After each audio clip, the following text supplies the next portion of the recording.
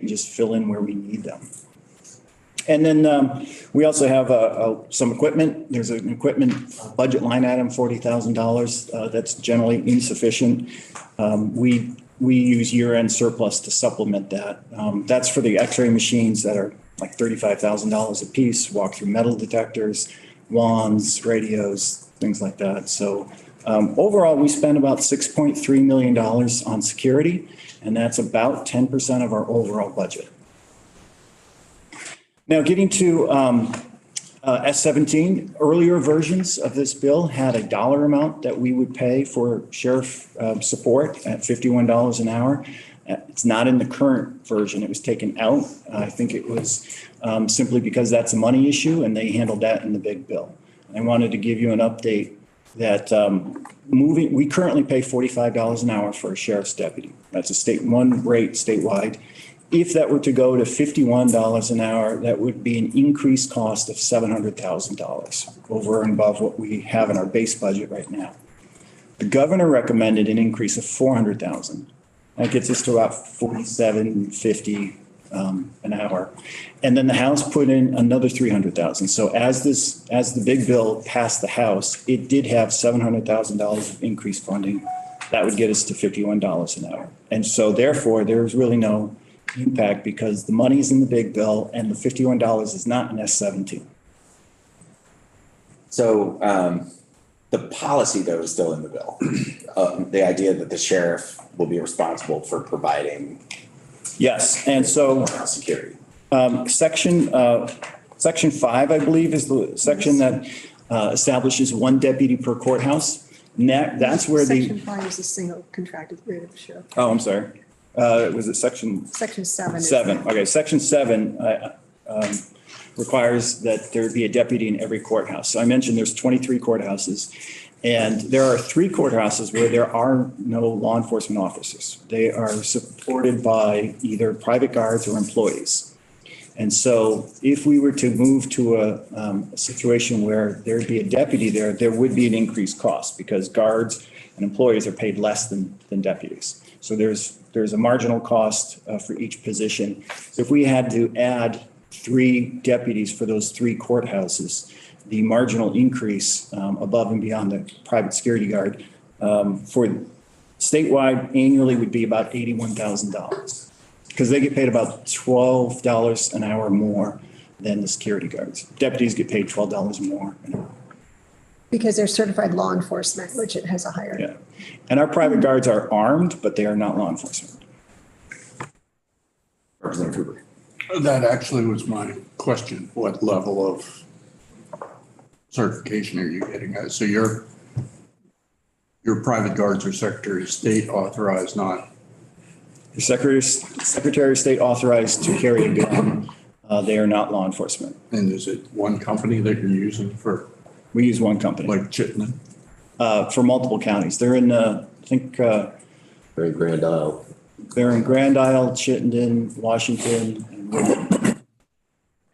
And they language would force you to at least have one deputy everywhere. Yes. And honestly, we would still supplement with employees and guards around those deputies. In those buildings, it is difficult not to have law enforcement. When the judge orders somebody to be taken into custody or when somebody comes in and surrenders because of an arrest warrant, in Wyndham for many, many years, we didn't have a contract with the sheriff. And we were telling people who were coming in to surrender. So go out the front door, go down the street, go talk to the police department. That's been resolved. We've been working with Sheriff Anderson. We now have a contract there, and there's one deputy in the criminal building in Brattleboro that is a rover. They don't do the screening, they don't do the court officer work, but they're in the building, and when there's an issue, they respond. So I believe, if memory serves, it was Judge Zone who testified before us that the preference for your office would be that there be a level 3 certified law enforcement officer at each courthouse when they're open. Absolutely. Okay. I just wanted to make sure the committee understood your office's position because the comment you made, Greg, I think very accurate about the increased cost, but your position is that we should fund that cost and that there should be this minimum. I guess my question would be, if you have an understanding of what would happen if a sheriff just can't meet this statutory requirement. So really what we're saying here, to Representative Hooper's question, isn't that the court administrator has to provide the deputy. It's that the sheriff shall provide you all with that level of security at a minimum of one deputy. And we have discussed that with the Sheriff's Association. And if you note, the effective date for that section is July 1, 2024. In the hopes that between now and then we would be able to, and they're hoping as well, that their workforce, situation will improve for law enforcement in general. And we also acknowledge that there would need to be flexibility, for example, for us to, work with whatever is possible. This is definitely the goal. And I don't know if the language needs to be massaged to make that clear, but they also would like to be able to, provide it. But they all said as a practical matter, for example, in Grand Isle, there just isn't. So we acknowledge that we would need to, make amends or work or have some flexibility. But that's why we had the July 1, 2024 date versus July 1, 2023 in recognition of the workforce challenges. Representative Murwicki. Wyndham County, so I know well the difficulties that we encountered there. Basically, when Sheriff Clark was there, the money from the state didn't cover. So check and make sure that this proposal here coincides with what the actual costs to the sheriff department are.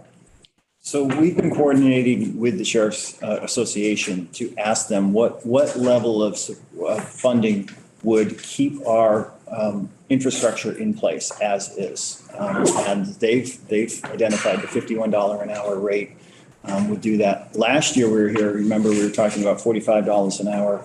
Our hope would be that $45 would keep all the sheriffs under contract at the same rate, the same level, same number of deputies. And that didn't work. We had a number of problems that, in one county went from 3 deputies down to 1. Didn't go to 0, didn't cancel the contract, but it's hard when the sheriff says, "I'll give you 1 guy. Which courthouse do you want to have open today?" Went through a few months of that in different counties, and it's been a challenge. So we've been taking our lead from the Sheriff's Association, and we've been working with them pretty closely. It's my understanding that they had requested $50 an hour last year. Certainly the 45 I know was very much appreciated and it was a huge help, but I think that's where then the 51 came out for this year to address that. And it makes a world of difference too, because as you noted previously, if there needed to be certified law enforcement there, they would put the call out to state police, sheriff, or Brattleboro police, whoever could get there first. And that's not a good system. No, we avoided any major problem, but it was a concern for everyone. And would it be fair to say that those gaps in law enforcement presence at the courthouse have caused administrative costs that are far in excess of the differential, just in terms of, it seems from what you're describing, rescheduling and things not being able to be open. Yeah, I would say over the past year, let's say, we've had examples where hearings or trials have been canceled or rescheduled because of a lack of security. And that, of course, impacts our backlog. We've had other situations. Our first go-to when we have a security problem is we call the next sheriff, right? The neighboring sheriff to say, hey, do you have anybody? And a number of times that works out. We've had Chittenden sheriffs go up to Grand Isle. We have Windsor sheriffs going to Orange. We have Wyndham sheriffs going to Bennington. They help out when they can. A lot of times they say, just can't do it. The Orange County, Lamoille County, has been serving the Berry Courthouse now for more than 2 years. So, that outside of county support has been helpful. We're paying travel time and we're paying mileage when that happens. So yes, there's an additional cost at the same rate of pay. We also look at our employees. We see if there's any reassignments that can be done that can be helpful, but now we're robbing one courthouse to help the other. The Supreme Court is the first courthouse we'll close. We'll reassign that guard first. That's happened a number of times this past year. Term only happens with the Supreme Court a number of days out of the month. And the rest of the time, the school tours don't go through. So we've had that situation happen too. Representative Higgins, yeah? No. Sorry. You were thinking pensively. I mistook that as maybe a hand up. So it sounds like your office is supportive of the language and working with the Sheriff's Association for fiscal 25, starting July 1st of 24, that we would need to just make sure that we're all paying attention to the market, labor and staffing, and making sure that you all have what you need to keep justice being administered in a timely and effective and safe way. Well said. One last thing that doesn't have to do with cost necessarily, but Section 10 has to do with the Oversight Task Force. And we had made mention asking whether or not a judiciary member could be added. Sheriff Anderson made mention of it as well, since it's going to be addressing compensation as well as duties and safety protocols. So we would very much appreciate, if possible, having a representative of the judiciary involved with those discussions as well in the study. Was there any conversation about having judiciary representation when the bill was in the Senate? Yes, and I thought, we had the impression where they said, oh, that makes good sense. Didn't make it in the bill. Version that resulted, so. Makes sense to me. I'm making notes here for legislative council. I'm sorry that didn't make it into the bill. Well, we appreciate, and Sheriff Anderson made mention too, that he thought it would be helpful as well. It seems like a long time ago, but I do remember him saying that an hour and a half or so ago. Great. Is there anything else that you'd like to share with us about S17 before we? No, we really honestly didn't look at, I mean, it sounds like everybody is in agreement that it sounded like the audit measures were very reasonable. Otherwise, we really do support the sheriff. So whatever, I guess, positions that they have, we would encourage consideration. Well, I definitely did not mean to put you on the spot about some of the thornier issues, Bill, but I wanted to make sure that the committee got your perspective about this piece about staffing, because I think it can get kind of lost in our conversation about accountability and oversight and transparency, and the potential use of the administrative 5% money. That stuff seems to get top billing, and I just wanted to make sure this piece of making sure that we have the staffing at the appropriate level that you all need in order to keep the courts open and safe. We so appreciate that. Thanks so much. If there's anything else that you need or any other details or data or information, please don't hesitate to let us know. Well, thank you so much for being with us this morning. Our pleasure. Thank you. Thank you. So, committee, I want to take just a little bit of time to talk a little bit about what we've heard this morning and see if we have, I have a couple of questions that might be worth really posing to legislative council, but I wanted to open it up and see if there were specific pieces. I am particularly interested in some of the ideas that Sheriff Anderson put on the table. It's probably no surprise to you, given our discussion over the last few months around some of these issues, that the main thing that I'm hearing from folks is about making sure that there's a way to deal with some of the challenges that we've had in a few cases, while also maintaining the stability and the financial ability of the sheriff's offices to function and provide the services that we depend on them for. And there are some really good things that in the bill that came over to us, but one of the key things I think was missing was this ability to hold the sheriff that does act in, especially, you know, when there's probable cause in a criminal proceeding going on, that there are some sanctions and some ability for there to be due process around that, that doesn't take months and months and months. And I think some of the ideas that Sheriff Anderson put on the table, I'd like to, when we have the department in here I'd like to talk through some of those things with them and maybe next week consider if there is some language that we can work on to get at that increased level of ability without getting over into, some of the more difficult aspects, constitutional issues. Getting a text here from our last witness, who I think is coming back. But are there other things that the committee, ideas we need to get on the table, hear from,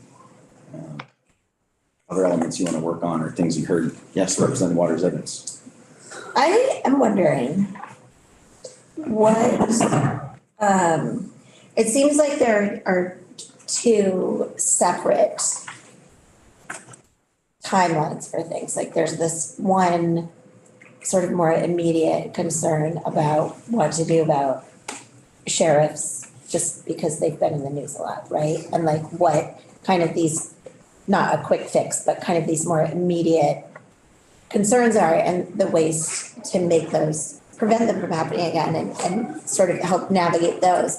But then it seems like there's another more broad, like longer term reorganization that's suggested. So I'm wondering how does this work with this one bill? Do we cram everything into it and see what happens? You know what I mean? Is there an opportunity to take it up again next year? Part of it,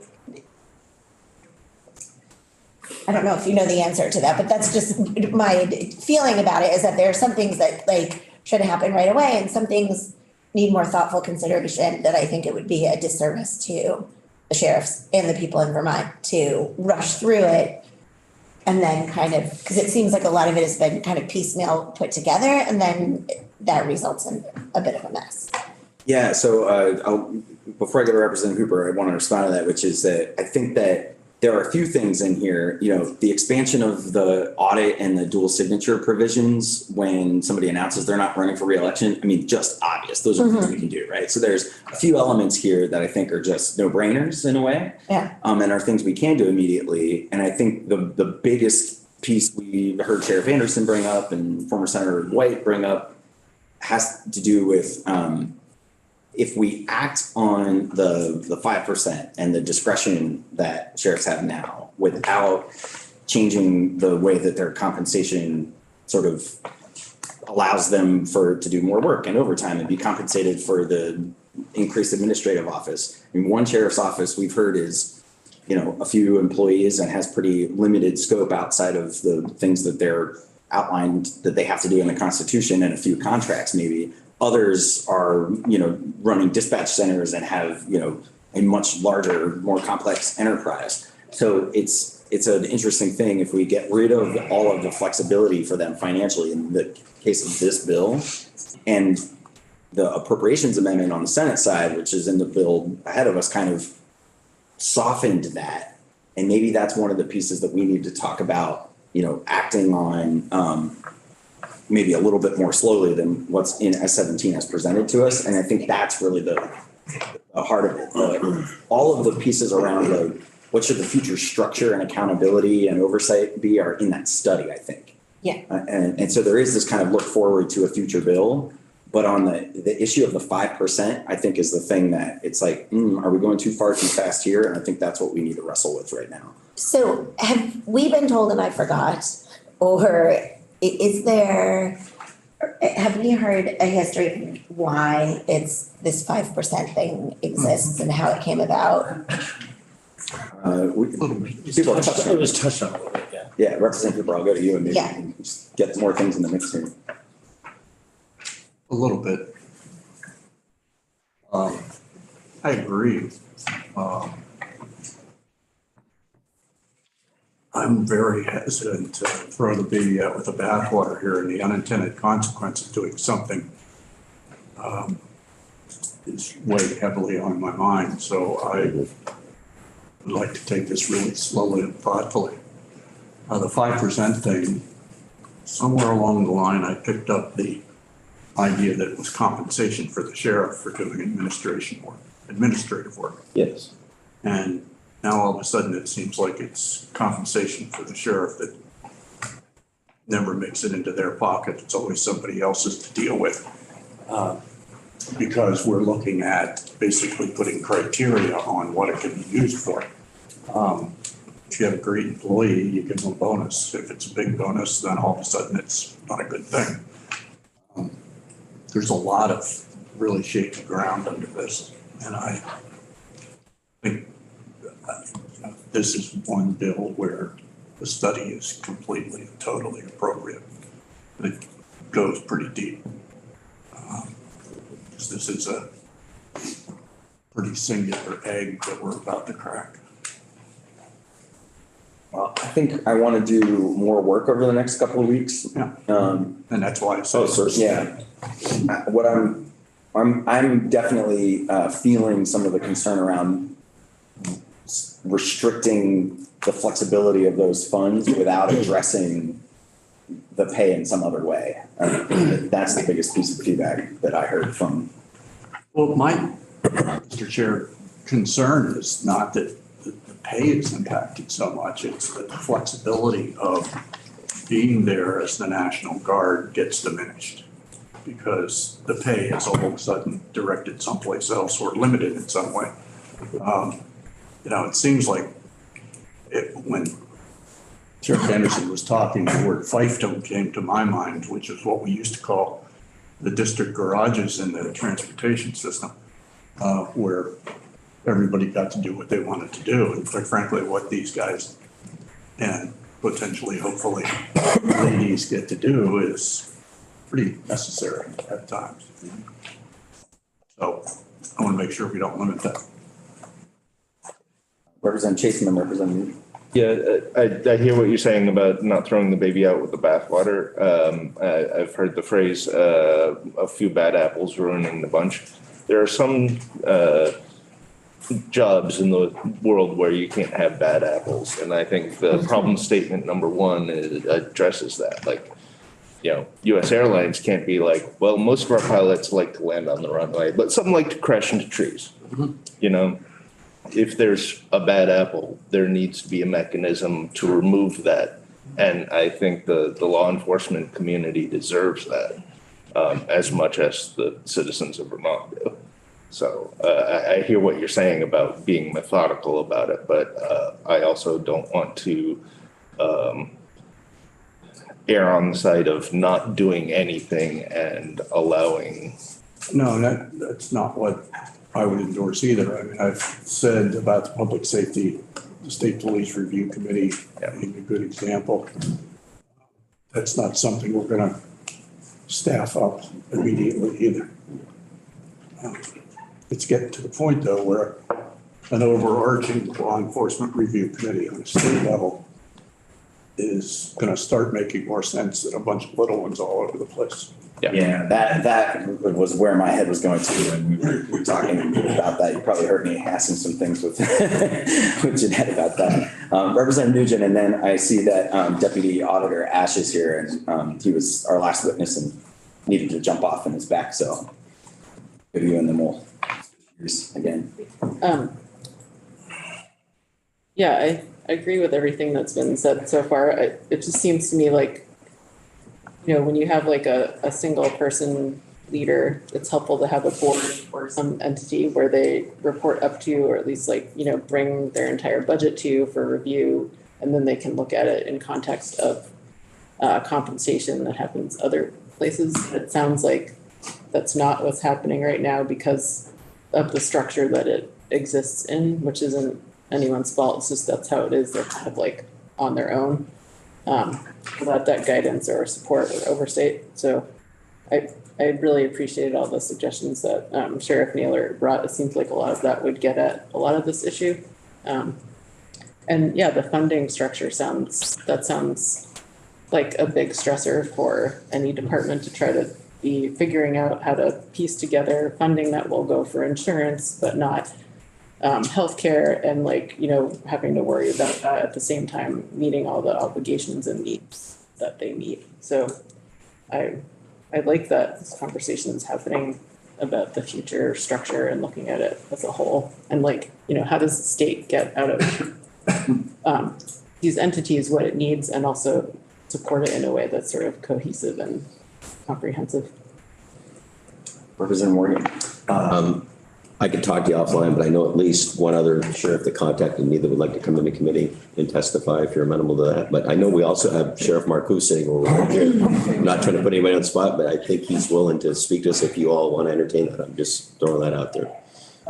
So I would like to hear it from Sheriff Marcoux at some point. Again, I don't think he was prepared to jump up and get involved in this discussion today, and was kind of letting the president of the association speak for them, but we will have the other sheriffs that want to testify in as perfect look at this bill. I wanted to try to make an attempt at sort of getting a number of the concerns on the table that I knew were out there and were going to be revealed in testimony. And one of which I want to discuss with Deputy State Auditor Ash now, so it's probably a good, and then have the Sheriff's Association and other stakeholders respond to potential, ways to address some of that. Including, and I think one of the reasons we had the department wait to testify today was that they had a couple of suggestions that I think they'll bring to the table as well. So, we'll be looking at some proposals to kind of strengthen the bill and address some of the things that aren't addressed here. And I heard the openness from Sheriff Anderson on a few of those things that I was actually, pleasantly surprised that there's like some buy-in. So we'll see once we get into the specifics if that buy-in stays strong, but it's good to hear the openness. So Tim, thank you for your patience this morning. We've been on a journey with this conversation. So I appreciate you being here. And I would love for you to introduce yourself for the record, and had a couple of questions for you. Okay, Tim Ash, Deputy State Auditor. And before you ask a couple of questions, I just wanted to say two things out of the gates. The first, this is just a reminder that the auditor's office isn't involved with the sheriff audits because we make that decision at our discretion. The legislature mandated this about 20 plus years ago. So that's why we're mixed up in all of this. We don't select this above and beyond other state priorities. This was a legislative request. And then one quick clarification, my former colleague, Senator White, at one point invoked my name, and it was in relation to the bonuses in the Caledonia situation. And I just want to clarify the committee that our auditors didn't pass any judgment about the bonuses themselves or whether there was a good explanation for why they were issued.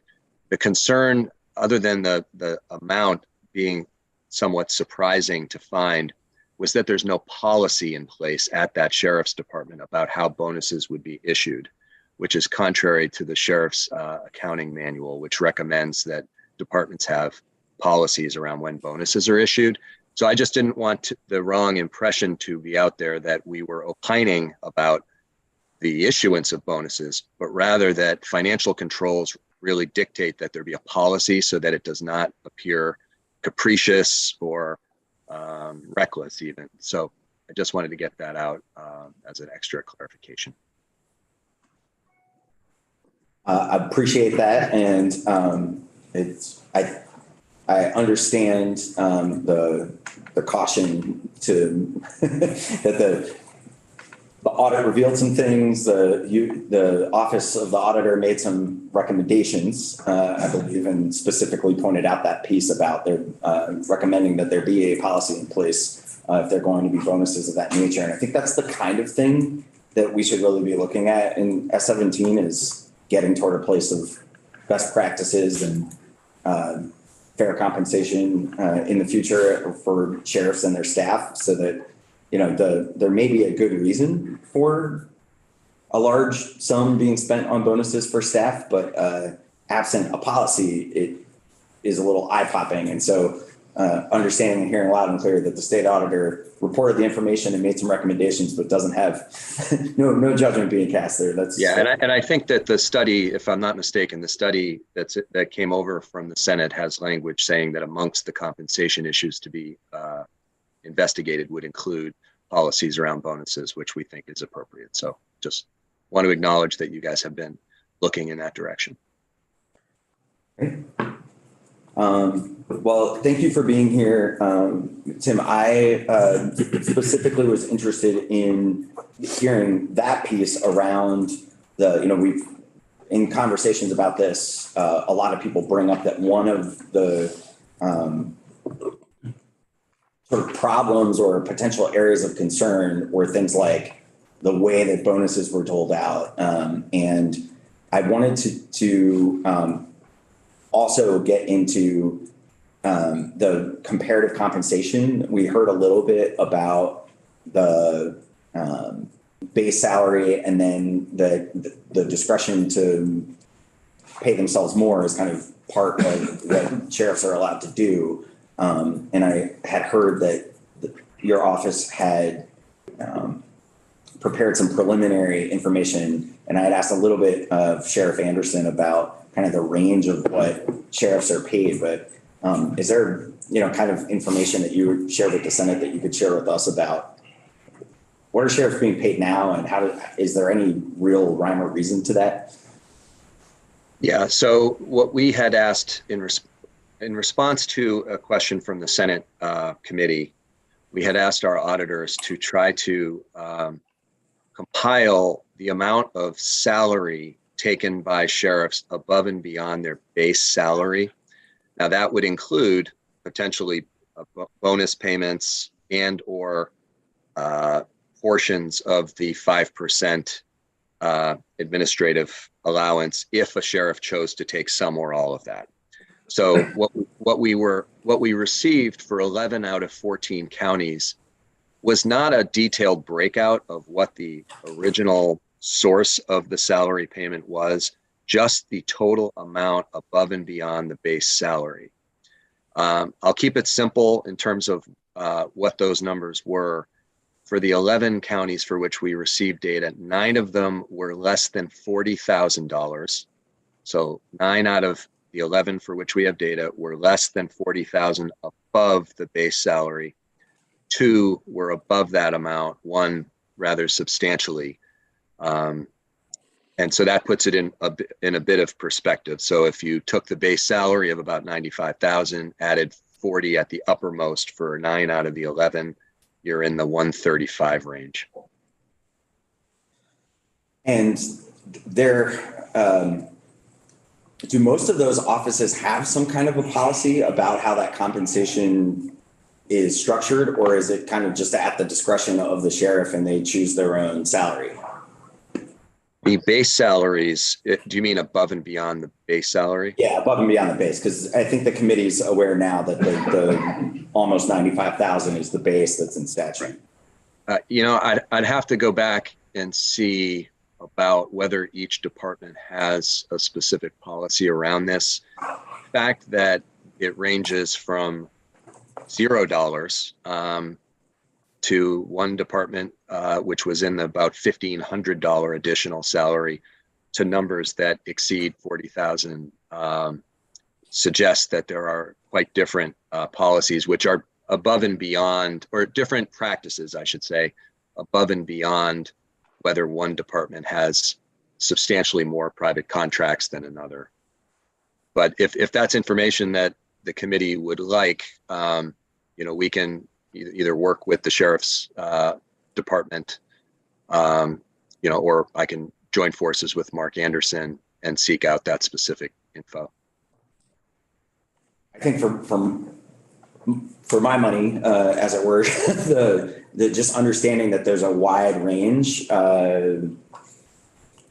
makes me think that there should be some broader policy around the compensation and also how those discretionary funds get used. Currently, there is only a recommendation that that the sheriff's departments have a policy around bonuses, and we know that not all do. And as relates to the 5%, I think the testimony you've heard from others suggests that some take $0 as personal salary, others take some amount up to the 5%, and not always on all contracts. So I think from the committee's point of view, you should just operate under the assumption that each sheriff is operating based on localized practices without a consistent application. Whether you wish to impose something consistent is a policy question, for sure. Any other questions for the deputy auditor?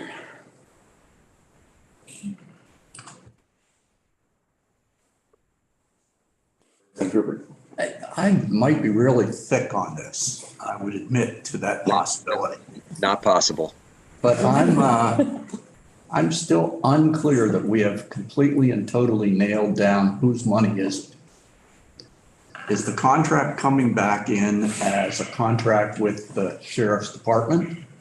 Is it money that comes into the sheriff, as I think I read in the marked out passage on 17 here, where the sheriff is entitled to 5% of the amount for administering, which would then technically make the money his? I want to know specifically and clearly that we're talking about money that the state should have some control over, as opposed to money that is being paid to an employee who has the legal authority to work outside the constraints of the office to do other business as required, and that's compensation that they can do what they want to with. And I may be thick, but it seems like we have been bouncing around to both sides of this. I don't think you're being thick. I think you're asking a good question that gets at the heart of the extent to which the legislature should be involved in the activities of monies that might not come from a public source. The legislature already has involved itself to some extent by creating this 5% allowance in the first place. So the question is whether it wants to continue to be in the business of intervening in those funds. But can I hit on your history too, maybe? Because Jeanette seemed to infer during her testimony that the 5% was clearly something that was placed into statute so that they wouldn't have to deal with salary increases. It was a balance. It was a backdoor. Which it may be true that occurred in a long time ago. So it way predates my time in the legislature. And I have not found legislative history in the annotated statutes that speaks to whether that was explicitly the trade-off that was occurring.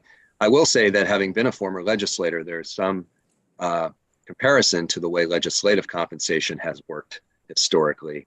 Also, the legislature's been hesitant to raise its own pay, and there have been other sources of compensation that have supplemented the legislative salary. And I think there's legislation going through trying to address that. And I think that the sheriffs have expressed some frustration that they look bad because of this 5% provision when it's meant to offset what they perceive as not a fair representation of the value of their service. So to the extent that analogies are helpful, I think that might be a good one for the committee to consider. Would you say another way to look at it might be that we essentially have 14 elected quasi-private public safety offices. We ask them to be entrepreneurial and go out and get these contracts just in the way that they're structured. And we basically say, here's your base level of salary, and you can take this 5% administrative fee and do with it what you need to do to run your office well, whether that's compensate yourself for additional work and overtime, or it's compensating employees or paying for a new vehicle that isn't covered by one of your contracts. So I mean, that's kind of what we were getting at here, is wrestling with how much control should the legislature have in the 21st century? What do our constituents expect us to do to ask those constitutional officers who are essentially, they're public officials, but they're also kind of like entrepreneurial, semi-private entities. It's a strange hybrid that I don't think exists anywhere else in government. You've just described it perfectly. State's attorneys would be a close cousin of the sheriffs in terms of being elected at the county level, except the compensation scheme works completely differently. And they're also not the same demands on the professionals who do the work. So it is, have you lost me?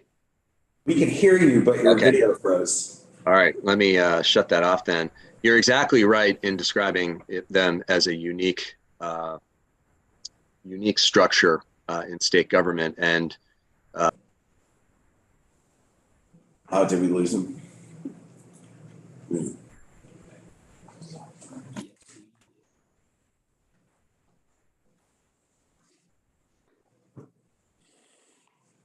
Oddly enough, another anomaly that is based on county. County government we don't have. Yeah.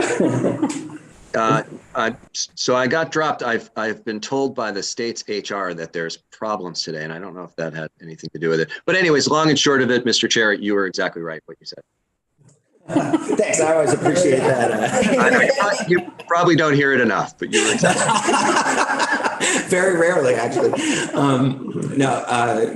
Thank you so much, Tim, for sharing this perspective with us, and really appreciate the memos. I think the committee's got quite a few things to read in regard to, we received a memo from the current Caledonia County Sheriff trying to give us some background on the bonuses and explain that a little bit, which I would encourage everybody to take a look at because that just came through. And there's a number of other pieces of information that may have us requesting a little bit more clarity or background or feedback from your office. But I really appreciate you being a partner and helping us understand some of these issues.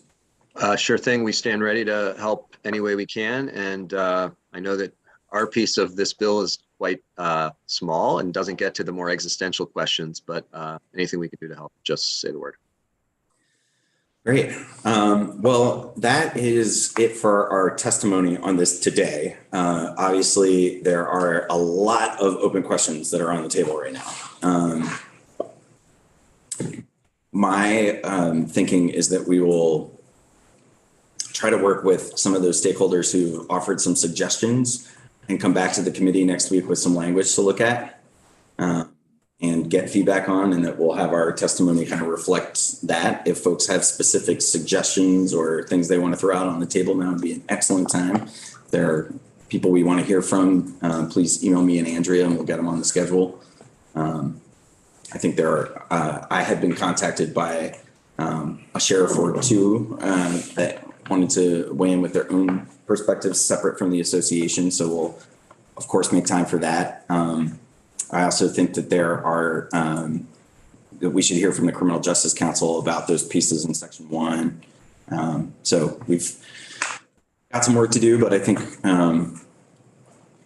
if there are specific pieces that the committee would like to see us look at in terms of language, I believe that Tim Devlin, who's in the room, has been listening to our discussion, and I'll be working with him. I know we have a couple of folks that had some suggestions for us to consider as well that we'll pick up next week. Representative Higley. Yeah, I don't know if you want some of those suggestions now, Yeah, but sure. I think there are a few things that I would think that we could all agree on. And, one of the first ones, simple enough, is that you should be a judiciary member added to the task. Yeah. And I don't know, for me, I think it's been mentioned a number of times about, the state code of ethics being used rather than creating another whole ethics commission, so to speak, to just address the sheriffs. And I think that's another one that I would think could be addressed pretty easily. Yeah. My only concern, and I brought this up around, I completely agree about the judiciary piece. I think that may have just been an oversight. We'll talk to our Senate colleagues and see if there's something we're missing there. But I think that that's a no-brainer. But the code of ethics piece, my only concern with that, before I completely buy into that, is that I don't know how strong the ability of our ethics commission is right now if they're empowered to really enforce a conflict of interest policy.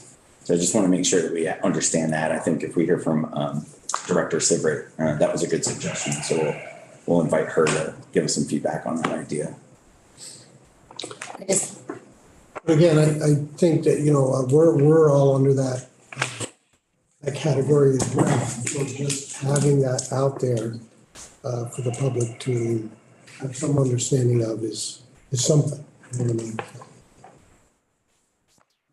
Representative Waters Evans. Thanks. I was just gonna say the thing with the code of ethics and the conflict of interest is that it is not only a conflict of interest, but the appearance of a conflict of interest, which is ambiguous and not super enforceable, and it leaves room for interpretation, which I think is part of the problem of all of this to begin with, is ambiguity. It's built into it. I disagree with you. It's really, really difficult. And even when we have processes to hold people accountable for misconduct, it's actually, even in cases where we can say, look, there's clearly an issue here. The process, I think, at least for my constituents in a couple of cases, clearly is much harder to act on than you would think. Yeah. In cases where there are clear, either criminal or ethical violations. And the process we have right now and what the Criminal Justice Council is empowered to do is pretty limited in a lot of cases. Anything else we want to get on the table before we break and go to work on some of this? That was a pretty robust testimony this morning. I have a lot of wheels turning. We'll return to this in the next few days.